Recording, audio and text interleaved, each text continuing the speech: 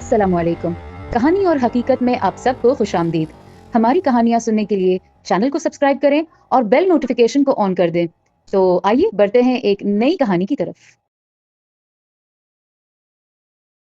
ये वाक़या दिल दहलाने वाला और सच्चा वाक़या है। न जाने कितनों की ज़िंदगी बर्बाद हो गई सिर्फ एक गलत इंसान की वजह से। हम 4 बहन भाई थे। 2 बड़ी बहनें जो शादी करके अपने घरों की हो गई थीं।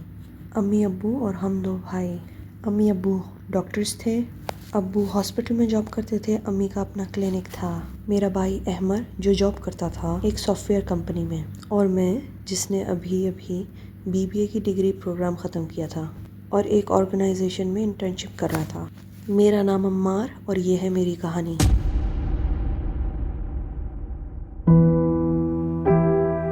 यूनिवर्सिटी के 4th ईयर में मेरी मंगनी हो चुकी थी मेरी क्लास फेलो अमरीन से, और अब भाई के लिए लड़कियां तलाश की जा रही थीं। फाइनली 1 महीने बाद भाई को एक लड़की पसंद आ गई।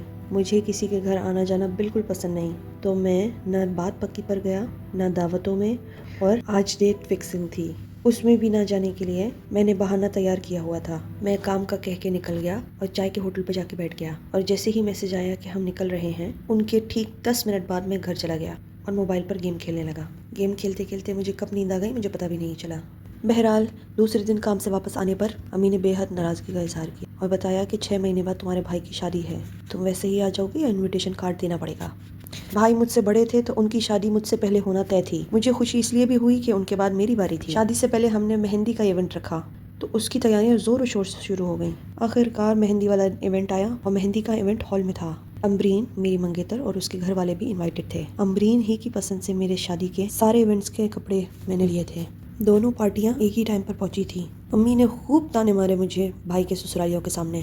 कहा ये मेरा सबसे छोटा बेटा है, ये अपनी मंगेतर के बगैर कहीं नहीं जाता। औरतों की तो आदत होती है हर बात को लंबी करने की। तो सबने मेरा मजाक उड़ाया। तस्वीरों में तो मैंने अपनी होने वाली भाभी को देखा ही था, लेकिन आज पहली बार लाइव देख रहा था। वो चुपचाप मुझे देख रही थी जब मैंने उन्हें सलाम किया और अमरीन को बुलवाया मिलवाने के लिए। भाभी तो बहुत ही हसीन चूज की हैं तुमने, मैंने भाई को छेड़ते हुए कहा। रस्में हुई, गाना बजाना हुआ। उस दौरान मैंने कई बार नोट किया कि भाभी मुझे देख रही हैं। शायद मेरी और अमरीन की फ्रैंकनेस को जज कर रही थी। पता नहीं क्या बुरा लग गया।